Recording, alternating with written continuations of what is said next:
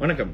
நமக்கு எண்கணி ஞானத்தையும் வேத ஜோதிட ஞானத்தையும் ஆன்மீக ஞானத்தையும் வழங்கிய அனைத்து குருமார்களுக்கும் நன்றி. என்ற அதே வேளையில் இது ஒரு ஜோதிட விளக்க வீடியோ, விருப்பம் இல்லாதவங்க கடந்து போயிடலாம்.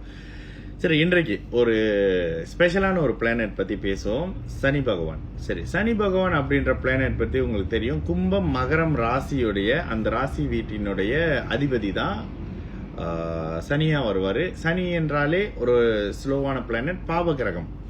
இந்த சனி சுபநிலையில் இருக்கும் பொழுது ஒரு மாதிரியான பலன்களையும், பாவத்துவ அமைப்புல இருக்கக்கூடிய நேரத்துல ஒரு மாதிரியான பலன்களையும் செய்வார்.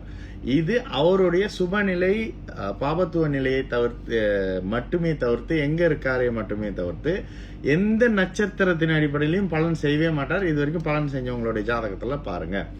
என்கிட்ட ஒரு ஃபர்னிச்சர் கடையுடைய ஓனருடைய ஒரு ஜாதகம், மகர ராசி கும்ப லக்னம் அப்படின்ற அடிப்படையில் அந்த ஜாதகருடைய ஜாதகம் என்கிட்ட இருக்கு. இப்ப ராகுதசை நடந்துட்டு இருக்கு. திருமண அமைப்பு ராகுதசைனாலே மாற்று அமைப்புல திருமணம் பண்ணுவாங்க அப்படின்ற சில விஷயம்லாம் பேசணும்ல. உதாரண ஜாதகமா அவங்களுடைய நேரம் தேதிலாம் போடாம ஒரு நாள் நம்மளுடைய யூடியூப் சேனல்ல அதை பத்தி எக்ஸ்பிளைன் பண்றேன்.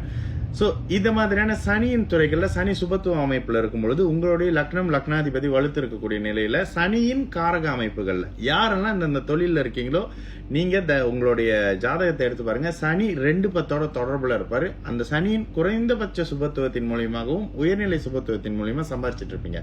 சனியுடைய முதல் விஷயம் என்னது அப்படின்னா டிரான்ஸ்போர்ட், லாஜிஸ்டிக், இரும்பு, எல்லாவற்றிலும் பழசு, spare part, second hand, laboratory, குடிக்க கூடாத திரவம். இந்த குடிக்க கூடாத திரவம்ல ஃப்ளோ கிளீனர் அப்படி இப்படின்ற மாதிரியான விஷயத்துல இருந்து லிக்கர் வரைக்கும் வந்துடும். ஓகேங்களா? ஏன்னா குடிக்க கூடாத திரவங்கள் அப்படின்ற அமைப்புல. அதனை தொடர்ந்து ஃபர்னிச்சர், 4 கால் பிராணிகள், பெயிண்டிங், நிலத்துக்கு அடியில் இருக்கக்கூடிய விஷயம், ஆயில் அண்ட் கேஸ், பெட்ரோல், இந்த மாதிரியான என் மைனுக்கு வர்றது மட்டும் சொல்றேன்னு, இது மாதிரியான அமைப்பு 4 கால் பிராணிகள், இது எல்லாமும் ஒருவருக்கு கீழே இருந்து வேலை செய்யக்கூடிய அமைப்பு. ஒருத்தர் கொடுக்கக்கூடிய இன்ஸ்ட்ரக்ஷனை விறுவிறுக்க, அதாவது ஸ்மார்ட் ஒர்க் பண்ணாம ஹார்ட் ஒர்க் பண்ணக்கூடிய தன்மை, ஹார்ட்வேர், இது மாதிரியான எல்லாவற்றிலும் கடுமையான அமைப்புல நீங்க இருக்கீங்க அப்படின்னா உங்களுடைய ஜாதகத்துல சனியின் துறைகள்ல நீங்க சம்பாரிச்சுக்கிட்டு இருக்கீங்க அப்படின்னா சனி உங்க ஜாதகத்துல சுபத்துவமா இருக்காருன்னு அர்த்தம். இதுக்கு எந்த நட்சத்திர சாரமும் தேவையே இல்லை. சுபத்துவ அமைப்புல எது அதிக சுபத்துவ அமைப்புல முதலாவது நிலை சுபத்துவ அமைப்புல 2-10 தொடர்புல இருக்கோ அந்த பிளானட்டின் அடிப்படையில தான் நீங்க சம்பாதிப்பீங்க அப்படின்றது ஜோதிடத்தில் மாற்ற முடியாத விதி. அன்றைக்கு ஒருத்தட்ட பேசிட்டு இருந்தோம், இந்த மாதிரி சனியின் அமைப்புல வருமானம் வரப்போகுது அப்படின்னு சொல்றப்பதான் அவர் சொன்னாரு, பெசிபுரோ நாளில இருந்து தான் பெசிபுரோ செய்யலான் இருக்கேன் பிரதர் அப்படின்னு சொல்லியிருந்தாரு. இது மாதிரியான சனியின் வருமான அமைப்புகள் உங்களுடைய லக்னம் லக்னாதிபதியின் தன்மைக்கேற்ப உங்களுக்கு எந்த அளவுக்கு வருமானம் கொடுக்கணும் அப்படின்ற தன்மையில இருக்கும்.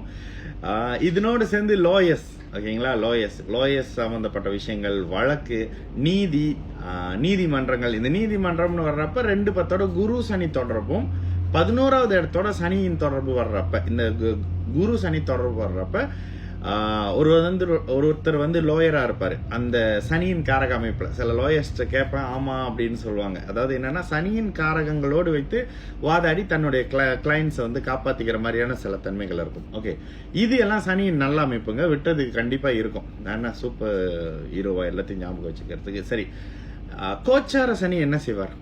கோச்சார சனி எப்பவுமே ஒரு மாதிரி டல்லா தாங்க செய்வார். அதுலயும் குறிப்பா பருவ வயசுல முதலாவது சுற்றுல அஷ்டம சனியோ ஜென்ம சனியோ நடந்தா அது நிச்சயமா மிகவும் கடுமையாக இருக்கும். 2வது சுற்று 3வது சுற்றுல முதலாவது முறை நடந்த ஜென்ம சனி அஷ்டம சனியை போல இருக்காது. அஷ்டம சனி கஷ்டமா ஜென்ம சனி கஷ்டமான்னு கேட்டீங்கன்னா அஷ்டம சனி தான் வாழ்க்கையில ரொம்ப ரொம்ப ரொம்ப கஷ்டங்களை எப்போதுமே கொடுக்கறது இந்த அஷ்டம சனி தான் கொடுக்கும். இதனோட சேர்ந்து வாழ்க்கையை செட்டில் பண்ணி வைக்கிறது, உங்களை வேறு மாற்று ஒரு சரியான அமைப்புகள்ல கொண்டு செட்டில் பண்ண வைக்கிறது, இது எல்லாமும் கோச்சார அஷ்டம சனி லக்னத்துக்கு ராசிக்கு ஏத்த மாதிரி செய்வார். கோச்சாரம் அப்படின்றதுன்னா உடனடியா ராசிக்கு மட்டும் வாங்க. கோச்சாரத்துல ஒரு ஃப்ரெண்டு கேட்பாரு, கோச்சாரத்துல லக்னத்துக்கு எங்க? கோச்சாரத்துக்கும் லக்னத்துக்கும் சம்பந்தம் இல்லைங்க. கோச்சாரம் லக்னம்ன்றது எந்த பிளானட்டும் டிஸ்டர்ப் பண்ண முடியாது உங்களுடைய பிறந்த ஜாதகத்தை தவிர்த்து. ராசின்றது கோச்சார அமைப்புகள் சந்திரனை டெய்லி எந்த பிளானட் கிராஸ் பண்ணுதோ பார்க்குதோ கண்டிப்பாக சில டிஸ்டர்ப் பண்ணும்.